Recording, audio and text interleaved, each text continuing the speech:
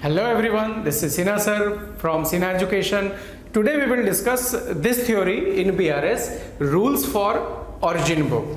हम लोगों ने देखा कि origin book में दो तरह के concept है. It may be either related to favorable balance or it may be related to either unfavorable balance. Unfavorable balance को बैंक overdraft बोलते हैं, overdraft balance, और favorable balance को simply balance लिखते हैं. In some questions it may be directly given balance as per cash book, balance as per passbook. बहुत clear है. लेकिन बहुत सारे क्वेश्चन में वो टेक्निकली देंगे आपको debit balance as per cash book, credit balance as per cash book. तो इस टेक्निकल टर्म को समझना तो होगा कि debit balance as per cash book का मतलब फेवरेबल बैलेंस है या ओवरड्राफ्ट है. ठीक है ना. यही सीन पासबुक के साइड से भी है. ओके. सो इस थ्योरी में हम लोग ये कंसेप्ट क्लियर करेंगे कि टेक्निकली भी दिया जाए तो ऑरिजिन बुक को हम लोग फेवरेबल लेंगे मींस बैलेंस लिखेंगे या अनफेवरेबल लेंगे ओवरड्राफ्ट लिखेंगे. इसमें कोई कसक बाकी ना रह जाए. So let's go through. First rule says if it is given debit balance as per cash book, these are the term very important for you.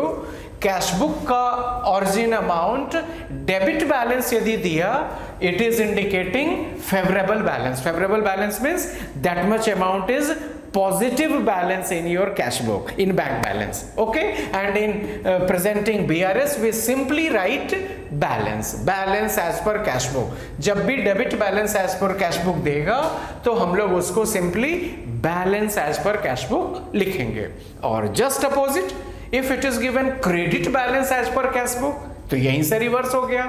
यदि कैश बुक का डेबिट बैलेंस को सर ने कहा फेवरेबल बैलेंस, तो definitely cash book के credit balance को क्या कहेंगे?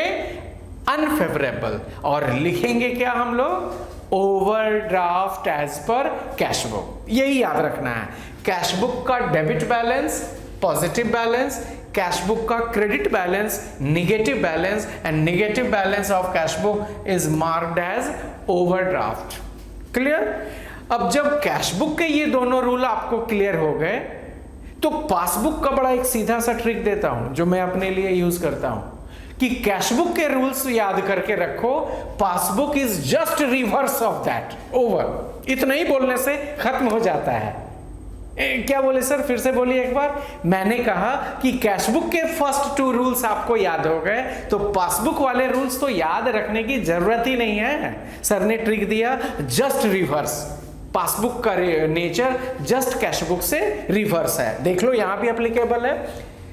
If debit balance as per cash book is declared as favourable balance, तो debit balance as per passbook क्या होना चाहिए? Just reverse. सर ने ट्रिक दिया ना, just reverse. It is unfavourable balance. ठीक है. पासबुक में just reverse. Debit balance as per cash book favourable balance, लेकिन वही पासबुक में डेबिट बैलेंस है तो unfavourable balance, and it is marked as overdraft. Overdraft as per passbook. Just उससे मैंने फर्स्ट से थर्ड का रिवर्स करवाया और तो कुछ नहीं किया.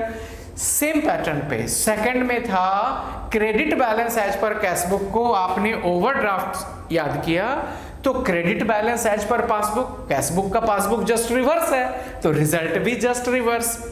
Credit balance as per passbook का यदि मैसेज है, it means favourable balance as per passbook and it is simply marked as balance. We simply write balance as per passbook. तो ये चार रूल हम लोगों को हेल्प करेगा.